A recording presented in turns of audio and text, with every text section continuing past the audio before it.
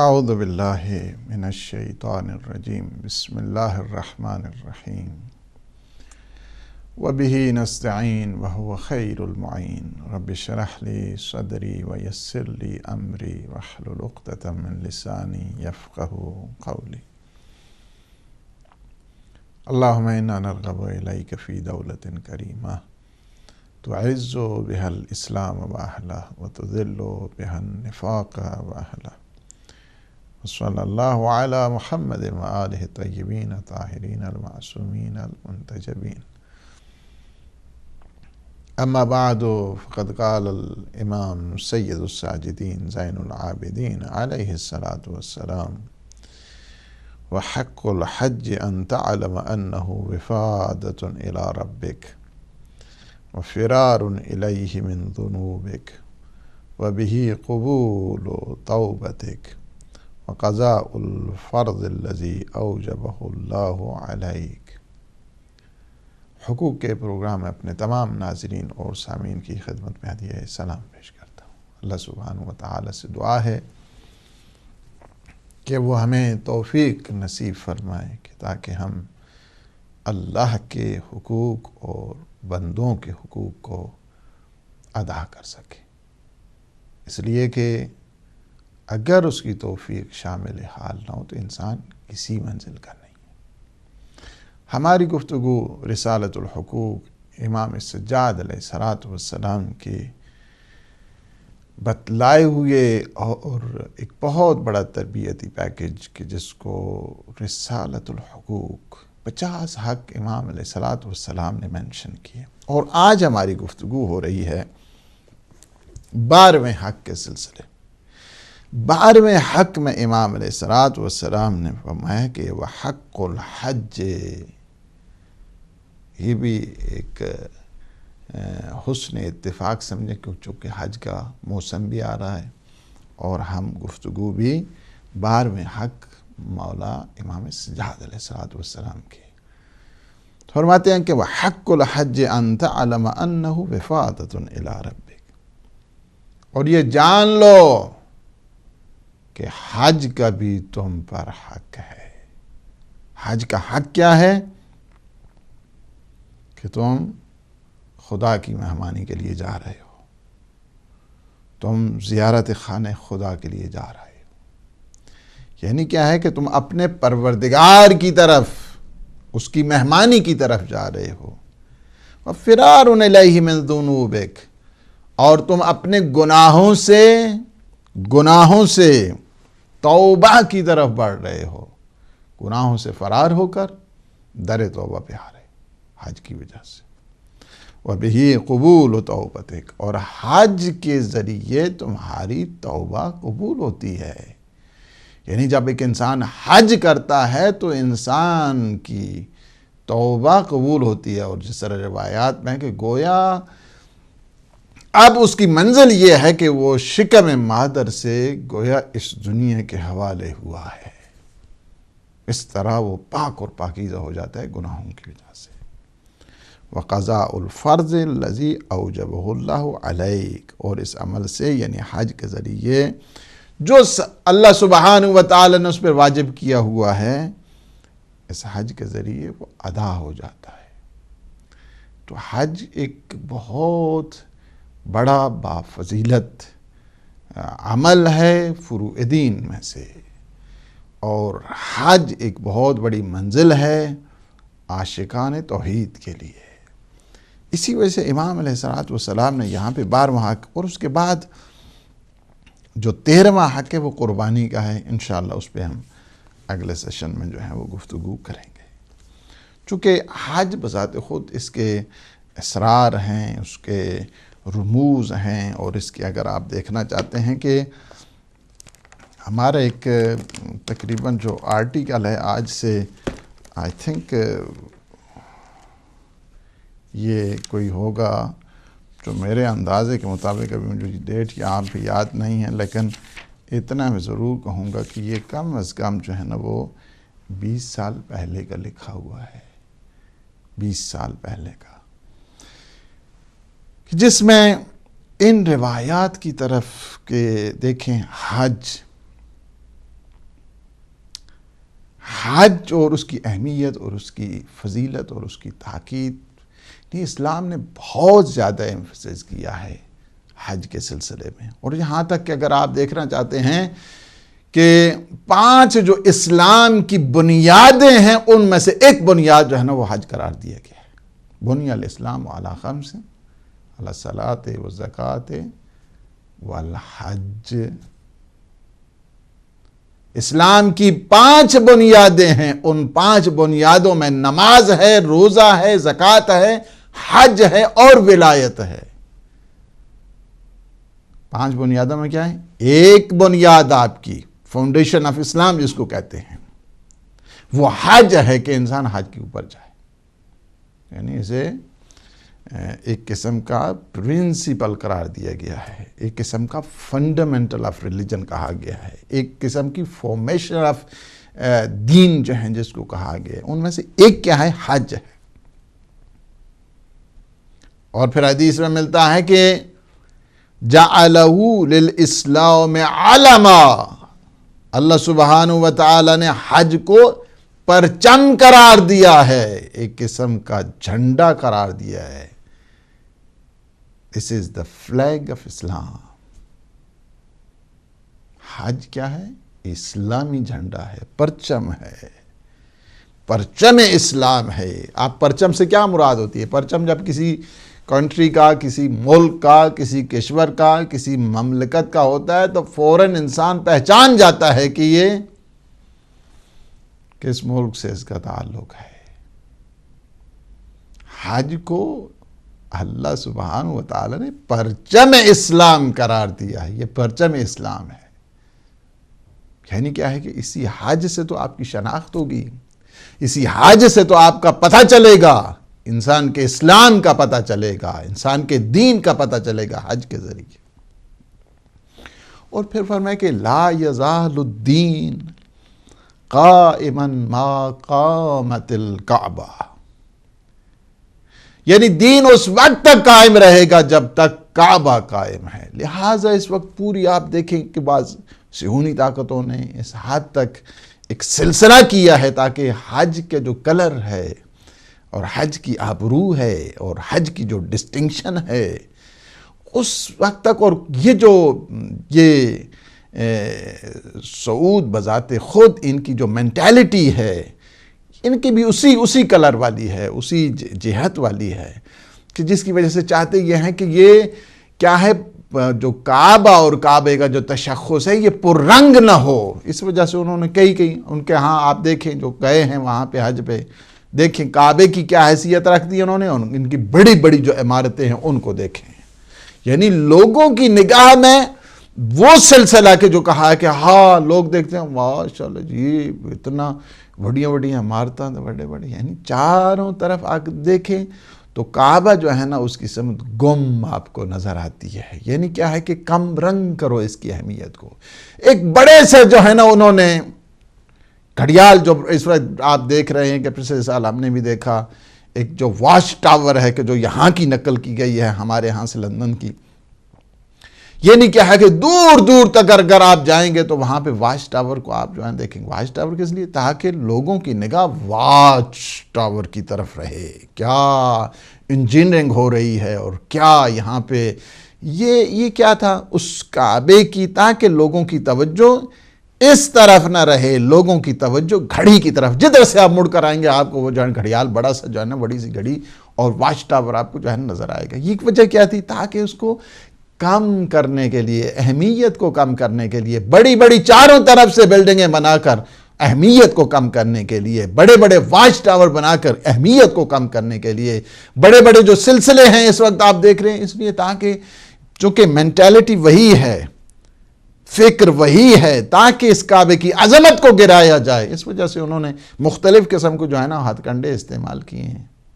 اور کیا ہے لوگوں کو، تاکہ اس وقت دیکھیں آپ پورا انگلینڈ اس وقت پریشان ہے سارے، یعنی جو کوٹا سسٹم کیا، کوٹا سسٹم کے بعد 25,000 جو حاجی یہاں خود انگلینڈ سے جانے والے، ان میں سے 13,000 کو جانے، یہ کوٹا سسٹم ہو گیا، اور فلاں یہ ہو گیا تو فلاں یہ ہو گیا۔ یہ ساری کس لیے تھی؟ یہ ساری اس لیے ہے تاکہ لوگوں کو پریشان کیا جائے۔ یہ جو ہجوم جاتا ہے توحید کا، یہ توحید کے جو متوالے جاتے ہیں وہاں پہ، اس وجہ سے یہ لوگ خائف ہوتے ہیں، اسی وجہ سے یہ کہتے ہیں کہ ہاں جی کیوں روایات میں بار بار کہا گیا کہ ہاں حج کر لو قبل اس کے کہ وہ برزنجانیاں آپ کے اوپر پابندی لگا دیں۔ یہ وہی ہیں یہ جو پابندی لگانے والے ہیں کہ پابندی لگائیں تمہارے اوپر حج کی۔ تو آج لوگوں نے دیکھا، پہلے علماء آتے تھے، سابقین علماء اگر کہتے تھے یہ برزنجانیہ میں بھی از اے ون آف دا گروپ، یہ جو ایک گروپ ہے، شاید اس سے مراد کوئی گروپ ہوگا کہ جس کی، لیکن یہ وہی ہے برزنجانیہ کے جنہوں نے وہ بنایا ہے انہیں، اور وہاں پہ نجدی ٹولہ جس کی وجہ سے اس وقت آپ دیکھ رہے ہیں کہ مختلف قسم کے ہتھ کنڈے استعمال کر رہا ہے، یہ وہی ہیں، وہی سازشیں جو اس وقت مسٹر ہیمفرے نے ان کو بنایا، اور اس کے بعد ایک سلسلہ آج وہی مینٹالٹی ہے کہ جس کے اوپر جو ہے نا وہ عمل کیا جا رہا ہے لوگوں کو، تاکہ اس کو کمرشلائز کیا جائے۔ اور بعض ایسے بے دین کہ جن کا کام اس حج کے ذریعے، میں آؤں گا چند روایات آپ کو بتاؤں گا کہ کس طرح سے انہوں نے مینپولیٹ کرنے کے لیے مختلف قسم کی سازشیں اور مختلف قسم کے ہتھ کنڈے جو ہے نا وہ استعمال کیے ہیں۔ کیا ہے؟ حج بزنس ہے یا حج عبادت ہے؟ لیکن میں یہ کہتا ہوں کہ ایک لحاظ کے ساتھ شرعی اعتبار سے، چونکہ لوگوں کے بہت زیادہ فون بھی آتے ہیں، لوگ بہت زیادہ پریشان بھی ہیں لوگوں کے، ان کو بھی میں یہ بتا دوں آپ کی شرعی ذمہ داری نہیں ہے۔ آپ ٹھیک ہے آپ نے کوشش کی اور وہاں پہ دیکھیں اگر 12,000 لوگوں کے اگر ویزے جو ہے نا وہ نہیں ہوئے ہیں تو اس کا مطلب یہ نہیں ہے کہ آپ چونکہ استطاعت سفر بھی چاہیے، فقط یہ نہیں کہ مالی جو ہے نا استطاعت ہے کہ وَلِلَّهِ عَلَى النَّاسِ حِجُّ الْبَيْتِ مَنِ اسْتَطَاعَ إِلَيْهِ سَبِيلًا۔ یہ استطاعت سے مراد نہ فقط استطاعت مالی ہے، بلکہ استطاعت سے مراد جو ہے نا استطاعت جانی بھی ہے۔ استطاعت سے مراد جو ہے نا وہی استطاعت کے جو انسان کے سفری مسائل ہیں اس سلسلے میں، تو لہٰذا آپ خداوند عالم یا خداوند سبحان کے حضور آپ سرخرو ہیں، آپ کو اس میں کوئی اس قسم کا مسئلہ نہیں ہے کہ آپ کو عند اللہ انشاءاللہ آپ معجور بھی ہیں، آپ نے نیت کی ہے، نیت المؤمن، یعنی مومن کی بذات خود ایک نیت جو ہے نا ٹھیک ہے، اس میں اگر وہ نتیجے تک نہیں پہنچ سکتا ہے لیکن اس کا ریوارڈ اور اس کا اجر اللہ سبحانہ و تعالیٰ کے ہاں محفوظ ہے، اور اس کو ان کو ڈیفینیٹلی ان کو انشاءاللہ حج کا بھی اجر اللہ سبحانہ و تعالیٰ دے گا۔ نیتوں کو اللہ دیکھا کرتا ہے، ان کی نیتیں کیسی ہیں۔ میں آپ کو ایک واقعہ بتاؤں کہ جنگ جمل ہو رہی ہے اور ایک شخص ہے وہ آتا ہے جو امیر المؤمنین کی فوج میں تھا، اور آ کر امیر المؤمنین علی ابن ابی طالب علیہ السلام سے آ کر کہتا ہے یا امیر المؤمنین، میرا بھائی بستر بیماری پہ تھا، وہ بہت چاہتا تھا کہ آپ کے ساتھ آپ کے ہم رکاب جنگ جمل میں شرکت کرتا، لیکن وہ چونکہ بیماری تھی، بیماری کی وجہ سے وہ نہیں آ سکا۔ امام نے فرمایا کہ وہ ہمارے اس اجر میں ہمارے ساتھ شامل ہے، نہ فقط وہ کہ جو رحم مادر میں ہے اور صلب پدر میں ہے، جب تک اس کی ذہن میں یہ ہوگا کہ علی نے جو وہاں پہ جنگ کی تھی حق تھی، وہ بھی اس اجر میں شامل ہے۔ اللہ سبحانہ و تعالی نیتوں کو دیکھا کرتا ہے، صداقتوں کو دیکھا کرتا ہے۔ آپ کی یہ نہیں، یہ تو لوگ ان کی سوچ یہی ہے، حالانکہ انہیں خبر نہیں ہے مکہ کو خود بکہ کہا جاتا ہے، یعنی ہجوم جہاں پہ دھکے انسان کو لگتے ہیں۔ بکہ اس جگہ کو کہتے ہیں کہ جہاں پہ انسان کے شانے ایک دوسرے کے ساتھ ٹکراتے ہیں اور انسان کو دھکے سے گزرنا پڑتا ہے۔ ہجوم کی جگہ کو، ازدحام کی جگہ کو مکہ کہا جاتا ہے، بکہ کہا جاتا ہے اس وجہ سے۔ لیکن باہر کا پریشانی کا اس میں کوئی نہیں ہے، اللہ سبحانہ و تعالی دعا ہے ہماری کہ آپ لوگوں کو اجر دے گا۔ اور پھر فرمایا کہ دیکھیں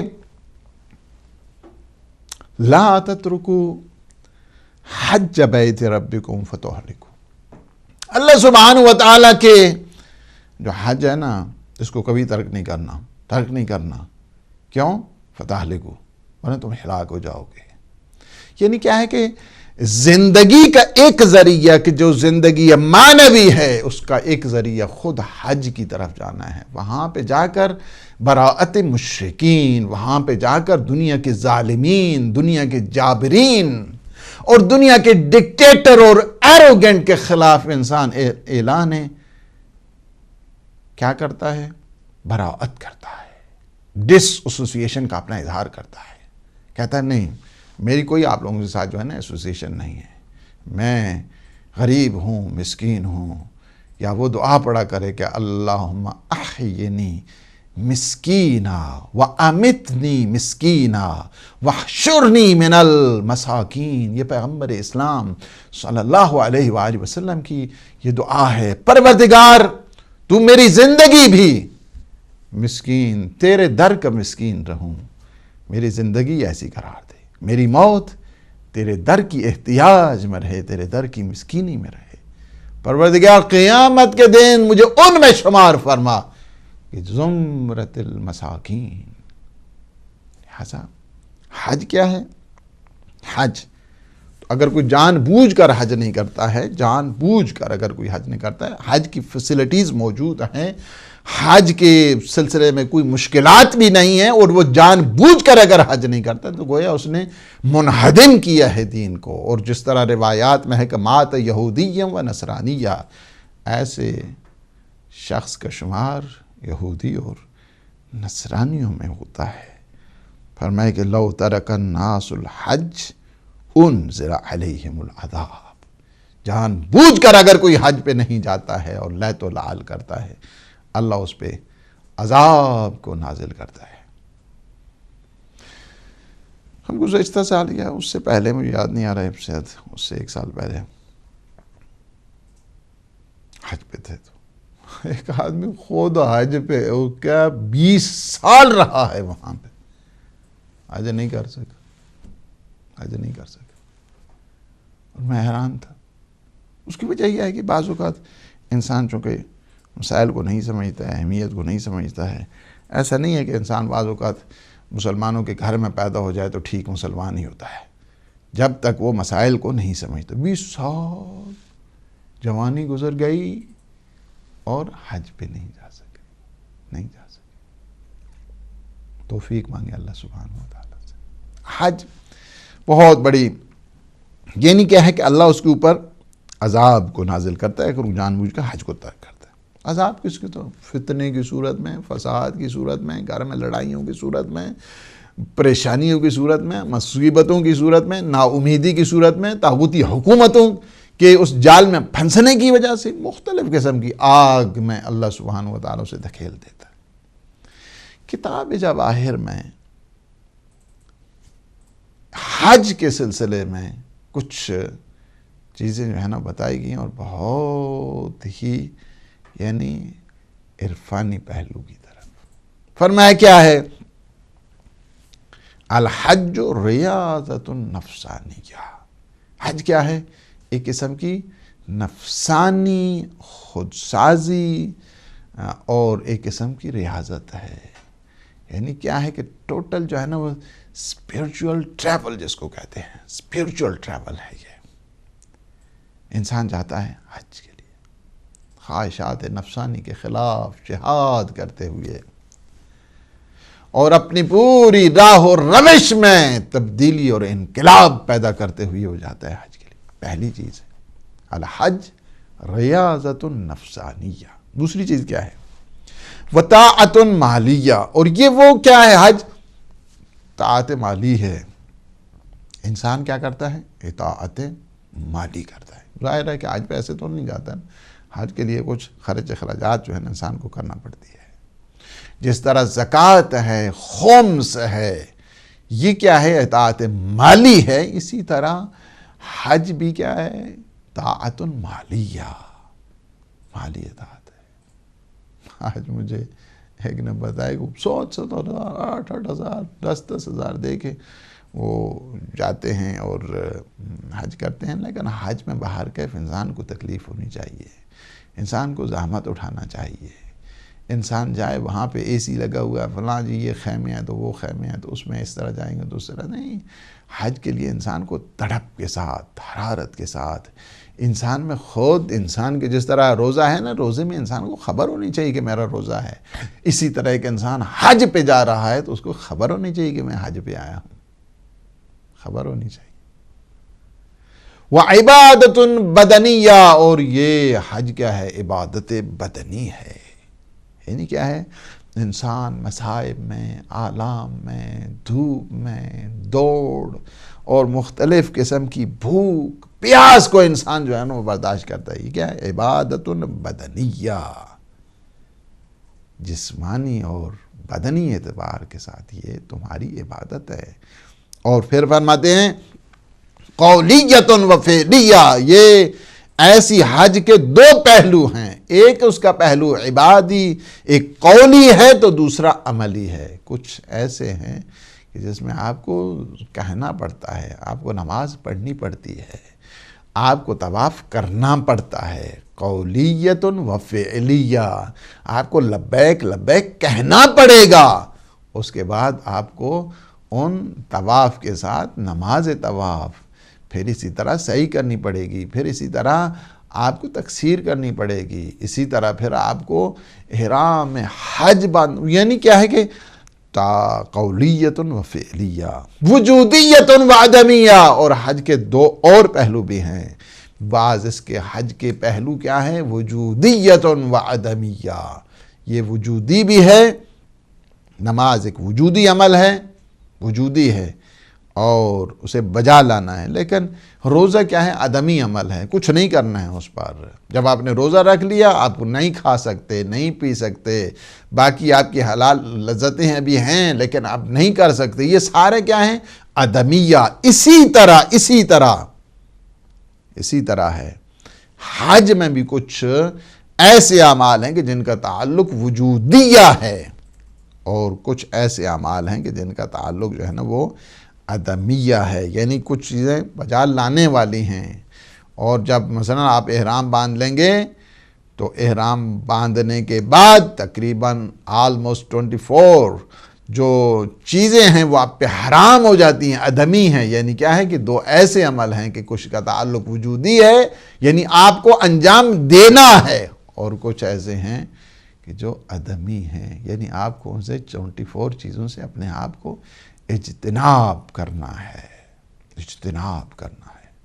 یعنی بعض اوقات جو ہے نا اس پہ بڑے غور کی ضرورت ہے کہ بعض اوقات یعنی خود جو ہے نا کفارہ بکرے تک نہیں جاتا ہے بلکہ اونٹ تک پہنچ جاتا ہے. بعض اوقات کفارہ نہ فقط بلکہ ملٹی پلائی ہو جاتا ہے. مجھے یاد ہے ایک دفعہ ہم شہید واقعاً بہت بڑے باعظمت شہید عارف حسین حسینی علامہ، جنہوں اتحاد کی وجہ سے جن کو قتل کیا گیا ہے، اتحاد بین المسلمین، وحدت کے داعی تھے، جو ایک قوم میں ایک فکری لحاظ کے ساتھ، اجتماعی لحاظ کے ساتھ. ہم ایک دفعہ جب ملنے کے لیے گئے تو مجھے کہا کہ یہ کافی اس وقت مجھے یاد نہیں بلکہ 96,000 روپیز مجھے دیا. اس وقت بڑے ہوتے تھے 96,000 آج سے ان کی شہادت سے کم، میرے خیال میں کہ شاید سال پہلے کی بات 87-88 کی. تو مجھے کہا کہ یہ کفارے بعض گئے حج پہ وہ اونٹوں والے کفارے جو ہے نا اپنے ذمے لے کر آ گئے. تو میں نے کہا ہمارے ہاں تو راولپنڈی میں اونٹ کھاتے کوئی نہیں ہے. مرحوم فوت ہو گئے ہیں علامہ نصیر حسین حمدانی. تو کوئی بات نہیں، پھر کریں. تو وہ ہم آئے ملنے کے لیے. میں نے کہا میں انہیں نہ نہیں کر سکا آج صاحب کو کہ یہ لے جائیں، لیکن آپ مجھے پتہ ہے کہ ادھر آپ کے ہاں مظفر گڑھ کی طرف لوگوں کہا بہت کھاتے ہیں. میں نے کہا یہ پھر یہ کفارے ذرا ان مومنین کے، ان کو ذرا وہ یعنی بری ذمہ کر دیجیے گا. تو یہ ہے کہ بعض اوقات انسان کے کفارے فقط، لیکن میں جو میرے تھے یہ بات ہے حج میں خوب مسئلے پوچھتے ہیں، چونکہ ہر مسئلے کے پیچھے ایک بکرا جو چھپا ہوتا ہے. اس وجہ سے حج میں یہی چیز آپ کا یہی سلسلہ پھر واپس آ کر بھی رہنا چاہیے. تو باہر کے مطلب یہ ہے کہ حج کے سلسلے میں متعدد انسان کے جو مسائل ہیں وجودی اعتبار کے ساتھ اور عدمی اعتبار کے ساتھ، طاعت بدنی بھی ہے، طاعت مالی بھی ہے، تو آپ حج میں آپ دیکھ سکتے ہیں. جی السلام علیکم ورحمۃ اللہ. وعلیکم السلام ورحمۃ اللہ وبرکاتہ. جناب مولانا صاحب محمد شکیب لندن سے بول رہا ہوں. جی ماشاء اللہ. جی جی جناب آپ کی گفتگو سن رہا ہوں. حقیقت یہ ہے کہ جو کچھ بھی ہے بغیر اللہ تعالیٰ کے محبت اور اللہ تعالیٰ کے رسول کی محبت اور اہل بیت کی محبت کے بغیر جو کچھ بھی آدمی کرتے رہے وہ کامیابی بہت کم ہے. یہ ہے کہ سب تو فرض پورے ہی کرنے ہیں، لیکن جس دل میں محبت نہیں ہے اس دل میں کبھی نور نہیں آ سکتا. تو آپ لوگوں کی باتیں سنتا ہوں تو میں خوش ہوتا ہوں کہ آپ ایٹ لیسٹ لوگوں کو عقل کی باتیں بتاتے ہیں. جو آدمی لے عقل کی باتیں اور اپنے آپ کو عذاب زودن سے بچا لے اور اللہ تعالیٰ کے عذاب سے بچا لے، یہ بہت بڑی سعادت ہے. سعادت تو تب ہی ہو سکتی ہے کہ اللہ تعالیٰ کے رسول اہل بیت خوش ہو جائیں اور آپ لوگ بھی خوش ہو جائیں، کیونکہ آپ کے ذریعے سے اہل بیت کا ذکر ہو رہا ہے اور ساری دنیا آپ کی باتیں سنی ہے. اسی کے ساتھ میں شکریہ ادا کرتا ہوں اور آپ کو ادب کے ساتھ سلام عرض کرتا ہوں اور آپ اسی طرح ہی روشنی پھیلاتے رہے. بہت شکریہ. انشاءاللہ شکریہ. اللہ باعزہ خیر دے. حج میں یہ ہوتا ہے کہ ایک انسان یعنی قوم اور ملت کے ہر شعبے میں ایک منظم آرگنائزیشن اور قوم پرستی کے خلاف جہاد، یہ حج ہے. قوم پرستی کے خلاف، نیشنلزم، فیورٹزم، ان سب چیزوں کے خلاف جو ہے نا وہ ایک جہاد ہے. یعنی السلام علیکم ورحمۃ اللہ. ہیلو السلام علیکم مولانا صاحب، میں ماریہ بات کر رہی ہوں آئی لینڈ سے. سسٹر ماریہ ہیں جی، فرمائیے. میرا ایک جنرل سا کوشچن ہے جو آپ کے پروگرام سے بالکل ریلیٹڈ نہیں ہے، لیکن پھر بھی مجھے یہ تھوڑا سا کنفیوز کر رہا تھا کہ کیا ہم آپ کے میں آیت اللہ سستانی کی تقلید میں ہوں، یعنی کہ میں ان کی مقلد ہوں، تو کیا میں آپ کے چینل کو ہومس دے سکتی ہوں؟ جی بالکل دے سکتی ہیں. ہمیں جو ہے نا وہ اس سے کوئی فرق تو نہیں پڑتا کہ میں کس کی تقلید میں ہوں یا کس کو آغا دے سستانی سکتے ہیں کی اگر طرف آپ کے سے پاس اجازت نامہ نہیں ہے تو؟ آغا سستانی کی طرف سے خود ان کے وکیل مطلب کی طرف سے ہمیں اجازت ہے اور یہاں ہدایت ٹی وی پہ سامعین کو یوٹیلائز کیا جا سکتا ہے. جی شکریہ.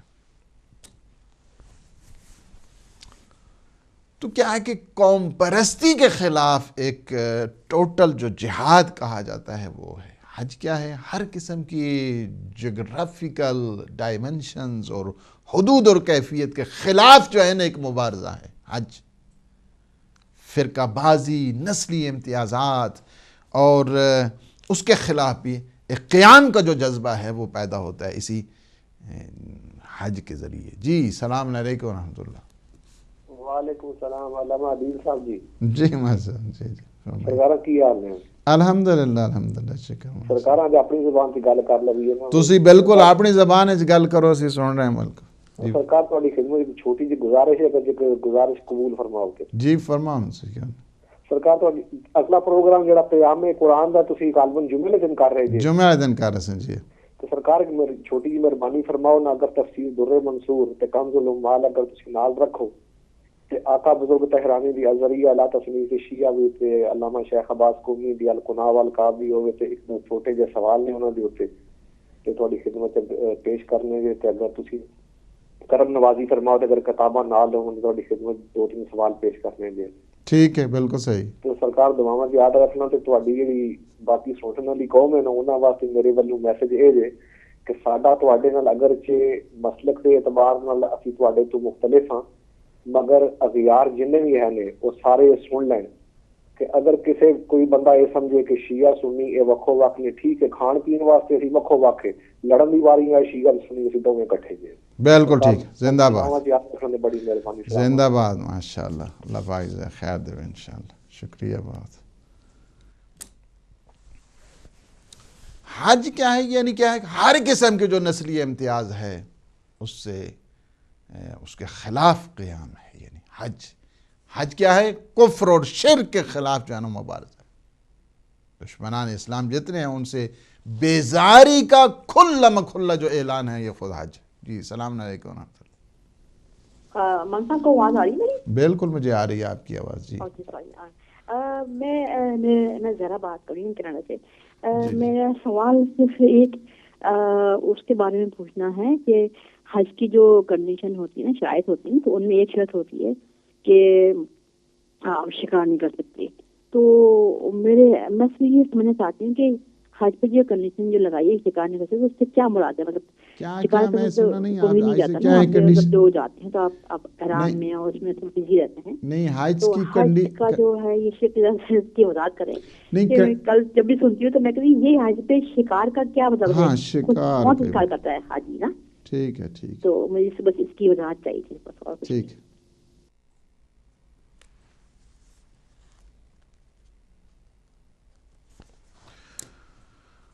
تو یہ ایک پورے کا پورا ایک مظاہرہ ہے جس کو کہتے ہیں نا کہ حج قدرت کا ایک مظاہرہ ہے، ایک اسلامی طاقت کا مظاہرہ ہے. ایک جو گلوبلائزیشن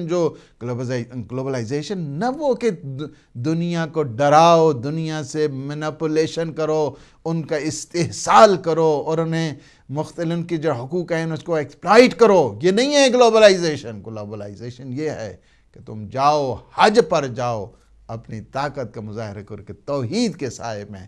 اصل میں گلوبلائزیشن کا جو ہے تصور ہے وہ ہے حقیقت میں جو ریئل جو سوشیو ریلیجیس گلوبلائزیشن ہے، آپ کو اس کا مظہر جو ملے گا وہ آپ کو حج پہ ملے گا.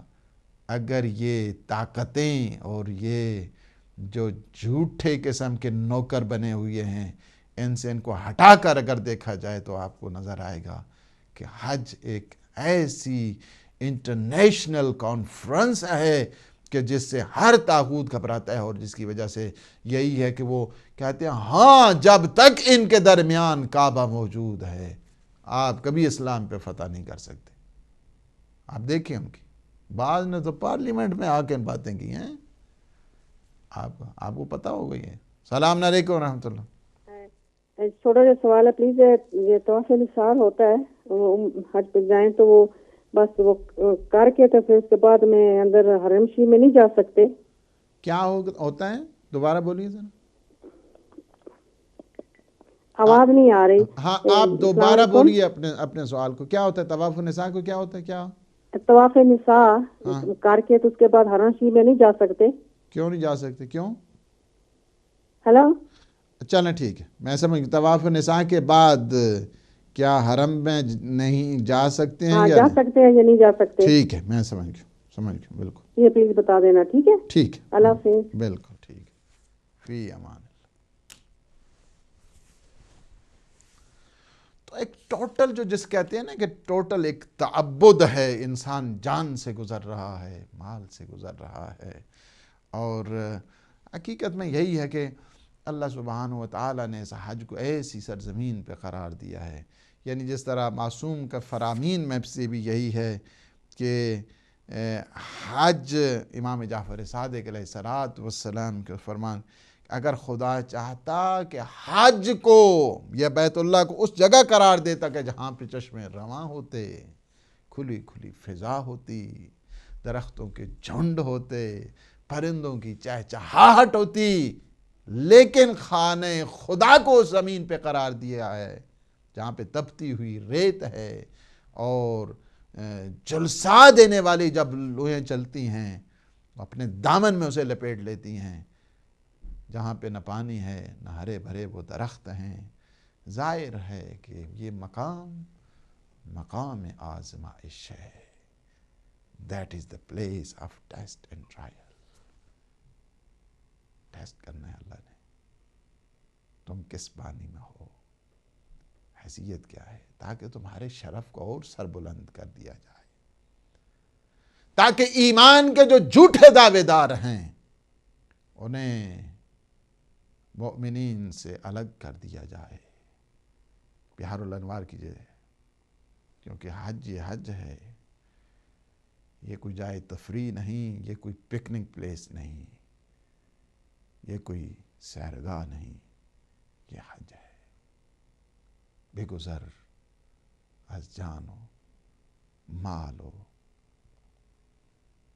جان خویش، بے گزر از فرزند و مال و جان خویش، تا خلیل اللہ دورانت کند، تا خلیل اللہ دورانت کند. اپنی جان، مال، تن من دھن کی بازی لگاؤ تاکہ تمہیں زمانے کا خلیل بنا دیا جائے. یہ ہے حج، یہ ہے حج.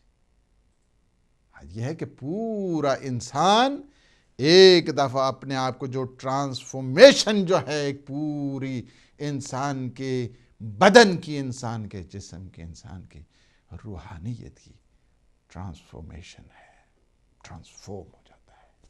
یہ حج ہے صحیح معنوں میں.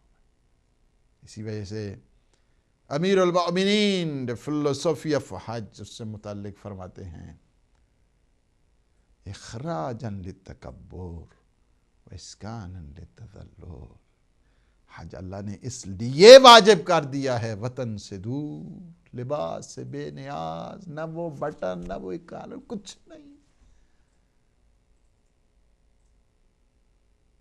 قبر والا لباس پہن کے جا رہے ہیں، پاب رہنا، کفن پہنے، لک و دک صحرا میں لبیک لبیک جو نعرے بلند کرتا ہے تاکہ اس میں عبودیت کا اور بندگی کا جذبہ اجاگر ہو جائے. اسکانا للتذلل. کیا فرماتے ہیں؟ اخراجا للتکبر، تاکہ تمہیں تکبر سے نکالا جائے. حج سے انسان، تم چاہتے تھے میرے لیے یہ بوٹ ہونے چاہیے، میرے لیے یہ شوز ہونے چاہیے، میرے لیے یہ ہونا چاہیے، اس سے میں کمفرٹیبل جو ہے نا یہاں جی چلتے ہوئے یہ. ہاں اب تمہیں پتہ ہے کس طرح تمہارے جوتے ہیں. نہیں، میرے بٹن اس طرح ہونے چاہیے، میرے کالر اس طرح ہونے چاہیے، میرے پانچے اس طرح ہونے چاہیے، میرے آستینوں کے جو ہے اس کی بناوٹ اس طرح ہونی چاہیے، میرے گلے کا ابھار اس طرح ہونی چاہیے. نہیں، سب چیزیں ختم. تم آ گئے ہو، کہاں پہ آ گئے ہو؟ تم نے احرام باندھا ہے، حرم میں تم داخل احرام. اب ساری چیزیں 24 چیزیں حرام. اس کے بعد لبیک تم نے کہہ دیا ہے، تمام ہو گئی یہ بات. تم صحیح معنوں میں حاضر ہو، صحیح معنی میں حاضر ہو یا نہیں ہو. اسی وجہ سے آپ معصومین علیہ السلام کی سیرت طیبہ کو دیکھیں. یہ میں نے روایت امام محمد باقر کی پڑھی ہے، امام زین العابدین علیہ السلام کی پڑھی ہے، باقی بھی ہیں علیہ السلام. کیا کرتے تھے جب جاتے تھے نا میقات میں؟ ہاں، ایسا میٹنگ پوائنٹ ہے کہ جہاں پہ انسان ایک دفعہ جائے وعدہ ہے نا، جائے وعدہ ہے. The place of covenant, place of promise, میقات ہے. معصومین علیہ السلام جب تکبیر کہتے تھے نا، لبیک کہتے تھے، لبیک اللہم لبیک، آواز گلے میں رک جایا کرتی تھی. آنسو، سیلاب، زارو قطار گریا. لوگ آتے تھے، صحابیہ کہتے فرزند رسول، یبن رسول اللہ، آپ لبیک، آپ فرزند رسول ہیں، آپ وارث علم و نبوت ہیں، آپ یہ حالت آپ کی، اور آپ کے گلے سے آواز نہیں نکل رہی ہے لبیک کہتے ہوئے. لبیک اللہم لبیک، لبیک لا شریک لک لبیک. فرماتے تھے عجب ہے، تم سمجھے نہیں ہو. پھر میں کہوں لبیک کہ میں حاضر ہوں اور ادھر سے آواز آ جائے لا لبیک، لا لبیک. سوچو.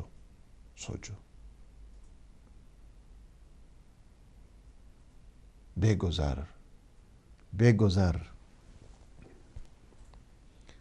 از فرزند و مال و جان خویش تا خلیل اللہ دورانت کند. گزر جاؤ اپنے آپ سے. تب بھی جا کر انسان جو ابھی تک اس بت کے اندر جو ذات کا بت ہے اس میں پھنسا ہوا ہے ابھی تک، وہ کیا ہے؟ وہ تو کچھ نہیں ہے، اس کی تو کوئی حیثیت ہی نہیں ہے. وہ ایک حج نہیں 50 حج کرتا رہے، 1000 حج کرتا رہے، ایسے کی کوئی ویلیو نہیں ہوتی. ایسے کی نہ نماز کی ویلیو ہے، نہ روزے کی ویلیو ہے، نہ حج کی ویلیو ہے. اپنے آپ کو نکالو. کیا ہے؟ اخراجن للتکبر. اللہ چاہتا ہے کہ تمہیں یہ جو ایروگنس ہے، تکبر ہے، پرائیڈ ہے، پراؤڈ انسان کرتا ہے، اس سے تمہیں نکالا جائے. وَإِسْكَانًا لِلتَّذَلُّلِ، تم میں عجز پیدا کیا جائے، تم میں انکساری پیدا کی جائے. آخری دے دم. السلام علیکم. وعلیکم السلام. قبلہ ٹھیک ہو؟ الحمدللہ. جی جی جی فرما. ہیلو. جی جی جی جی تسی آنے رہو. جی ریاض حسین شاہ بول رہا نیلسن تو. جی ماشاء اللہ. جی جی جی حسن شاہ. جی ٹھیک ٹھاک ہو؟ طبیعت ٹھیک ہو؟ الحمدللہ الحمدللہ. جی فرما. تے آج دا پروگرام جا رہا ماشاءاللہ بہت اچھا. تے سن کے سانو پچھلے سال یاد آ رہا. میں وہ ٹائم بہت اچھا سی جڑا پچھلے سال آئے. جی شکریہ. انشاءاللہ اللہ پاک خوش رکھے. دعاواں سانو یاد رکھیو. تے السلام علیکم. اللہ پاک خوش رکھے، صحت دے، انشاءاللہ سلامتی عطا فرمائے انشاءاللہ انشاءاللہ. تو کیا ہے کہ ایسی ایک عملی جولانگاہ ہے کہ جس میں انسان کیا ہے؟ اظہار تذلل. اظہار تذلل سب سے بڑی انسان کی عبادت ہوتی ہے کہ انسان اپنے اظہار تذلل، اپنی پستی کا اظہار، اپنی ناتوانی کا اظہار، انسان اپنی عجز اور انکساری کا اعلان کرے جا کے، تب عبادت ہوا کرتی ہے. عبادت کا کیا تعلق ہے غرور کے ساتھ؟ عبادت کا کیا تعلق ہے تکبر کے ساتھ؟ عبادت کا کیا تعلق ہے سرکشی اور بغاوت کے ساتھ؟ نہیں. لہذا سوچنا چاہیے کہ کہاں پہ آیا ہے وہ، کس جگہ پہ آیا ہے. یہ وہ مکان ہے حج مکہ کہ جہاں پہ حضرت آدم علیہ السلام کا خوف انس میں تبدیل ہوا. یہ وہ جگہ ہے، یہ وہ جگہ ہے بیت خدا، بیت اللہ کے جس کی دیواروں کو حضرت ابراہیم علیہ السلام زمانے کے بت شکن توحید کے علم بردار نے اس دیواروں کو بلند کیا، اٹھایا. حاجی کو یہ ذہن مانا چاہیے جس کے کام کرنے کے لیے حضرت اسماعیل تھے. گارا دے رہے ہیں، پتھر دے رہے ہیں، کوئی معمولی چیز ہے؟ جہاں پہ انبیاء اور معصومین کے قدم ایک قدم گاہ بنی ہوئی ہو، وہاں پہ ایک انسان جا رہا ہے. وہ جگہ ہے کعبہ، وہ جگہ ہے کہ جہاں پہ سب سے پہلے 3 مقدس ہستیوں نے نماز جماعت برقرار کی. مجھ پہ اور آپ پہ بعد میں فرض ہوئی ہے یہ نماز، لیکن سب سے پہلے جس ہستی نے نماز پڑھی با جماعت کا نام ہے پیغمبر اسلام صلی اللہ علیہ وآلہ وسلم. ان کے ساتھ مولا کائنات لاکھوں جانیں نثار اس روح مقدس پر امیر المومنین علی ابن ابی طالب علیہ السلام. میں کعبے کی بات کر رہا ہوں، یہ باقی ساری بعد میں نمازیں.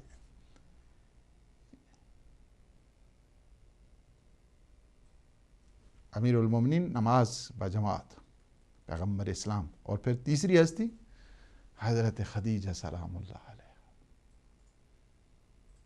ساتھ کھڑی ہوتی تھی، نماز جماعت پڑھا کرتی تھی. مجھے تعجب ہوتا ہے بعض اوقات یہ سنٹرز ہیں، امام بارگاہ ہیں، مساجد ہیں، خواتین بابا یہ سنت حضرت خدیجہ سلام اللہ علیہ الاؤ کرو، پڑھنے تو نماز جماعت خواتین، کیوں محروم کرتے ہو؟ سب سے پہلے ان تین ہستیوں نے بیت خدا میں، بیت اللہ میں، کعبۃ اللہ میں نماز جماعت جن ہستیوں نے قائم کی ہے۔ پیغمبر اسلام آگے کھڑے ہوتے تھے، دو کائنات کی بزرگ ترین ہستیاں کہ جن کے صدقے میں ہم سارے مسلمان ہیں۔ اگر ان تین ہستیوں کو حضرت ابو طالب، حضرت خدیجہ، حضرت ابو طالب علیہ السلام ابو الائمہ، حضرت خدیجہ سلام اللہ علیہا اور امیر المؤمنین علی ابن ابی طالب علیہ السلام، یہ تین ہستیاں ہیں کہ جو فاؤنڈیشنل ان کی ہے کنٹریبیوشن اسلام سے متعلق۔ جو ان تینوں کو بھول گئے نا وہ بے وفا مسلمان ہے، اس کے اسلام کے ساتھ کوئی کبھی وفاداری نہیں ہو سکتی جو اپنے ان محسنوں کو بھول جاتا ہے۔ یہ تو نالائقوں کا کام ہوتا ہے، یہ تو بے دینوں کا کام ہوتا ہے جو ان ہستیوں کو بھول جائے۔ یہ تو بے وفاؤں کا کام ہوتا ہے جو ان ہستیوں کو بھول جائے، کہ جنہوں نے جو ہے نا وہ ایک فاؤنڈیشن رکھی ہو، ان کو کارنر کر دیا جائے۔ جی کیوں؟ تم بہت بڑے مسلمان آگے ہو کہ جن کے صدقے میں اسلام اس وقت تک آپ دیکھ رہے ہیں کہ جو عرب کے قریب جو اس وقت آپ دیکھ رہے ہیں مسلمان ہیں، کن کے صدقے میں ہے؟ ان عظیم ہستیوں کے صدقے میں ہے۔ یہ آپ دیکھیں گے جماعت قائم کی پیغمبر اسلام نے، امیر المومنین ساتھ ہیں، جناب خدیجہ سلام اللہ علیہ ساتھ ہیں، اس وجہ سے کہ بیعت کا مقام ہے، یہ عہد و پیمان کی جگہ ہے۔ انبیاء علیہ السلام کے جہاں پہ نقش پا موجود ہیں وہ جگہ ہے کعبہ خدا کے، جہاں پہ ایک حاجی جاتا ہے اور جا کر دیکھے۔ میں اس شعر کے ساتھ چونکہ میں سمجھتا ہوں کہ اس کے بعد ہم اگلے پروگرام میں اس کو تھوڑا سا کنٹینیو کریں گے، ٹائم جو ہے میرا اختتامی مراحل پر ہے، لیکن ایک اس شعر کے ساتھ وہ یاد کرو کہ جب طواف کرو کعبہ یک سنگ نشانی است کہ راہ گم نشود۔ پھر سنو، کعبہ یک سنگ نشانی است کہ راہ گم نشود، حاجی احرام دگر بند ببین یار کجا۔ کعبہ ایک نشانی ہے، ایک علامت ہے تاکہ تمہارا رستہ گم نہ ہو جائے۔ حاجی تجھے ایک اور احرام باندھنا چاہیے، توجہ کرو تمہارا محبوب کہاں ہے، یاد کرو اس منزل کو، رکن یمانی کو یاد کرو، اس دیوار کو یاد کرو کہ جہاں پہ ہر سال وہ ریپیئر کرتے ہیں، جو جگمگا اٹھی، مسکرا اٹھی ولی خدا کی آمد پر، اور وہ ہے امیر المؤمنین کی جائے میلاد فی جوف الکعبہ کے، جس طرح سب نے لکھا ہے علی ابن ابی طالب علیہ السلام کی ولادت باسعادت فی جوف الکعبہ، وسط کعبہ میں، حاجی احرام دگر بند ببین یار کجا۔ کعبہ یک سنگ نشانی است کہ راہ گم نشود، حاجی احرام دگر بند ببین یار کجا۔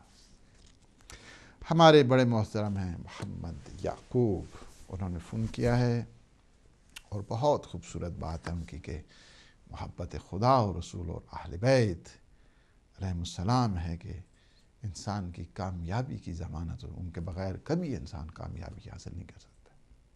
بہت خوبصورت بات، صحیح بات ہے۔ کامیابی کیا ہو سکتی ہے کہ جو در خدا سے نہ ملے؟ اسے کامیابی کہاں کہا جا سکتا ہے کہ جو در مصطفیٰ سے نہ، اور وہ کامیابی کیا ہو سکتی ہے جو در مرتضیٰ پہ؟ کامیابی کی اصل حقیقت کیا ہے؟ حقیقت ہے کامیابی یہی ہے کہ خدا اور رسول اور اہل بیت کے سائے میں انسان کی زندگی گزرے۔ ہماری ایک سسٹر ماریہ نے فون کیا آئرلینڈ سے، وہ آ گئے سیستانی آیت اللہ العظمیٰ سید علی الحسینی السیستانی، خومس کا الحمدللہ رب العالمین بڑے مراجع کا ہدایت ٹی وی ایک انجن ہے تبلیغات کا پورا، اور اس کے لیے مجتہدین نے اجازت دی ہے، آپ جمع کرا سکتی ہیں ہدایت پہ سامع ماں، اور سامع سادات اگر جمع کرائیں تو پھر ہمیں ضرور بتائیے گا تاکہ وہ سادات کی طرف منتقل کر دیا جائے وہ ماں۔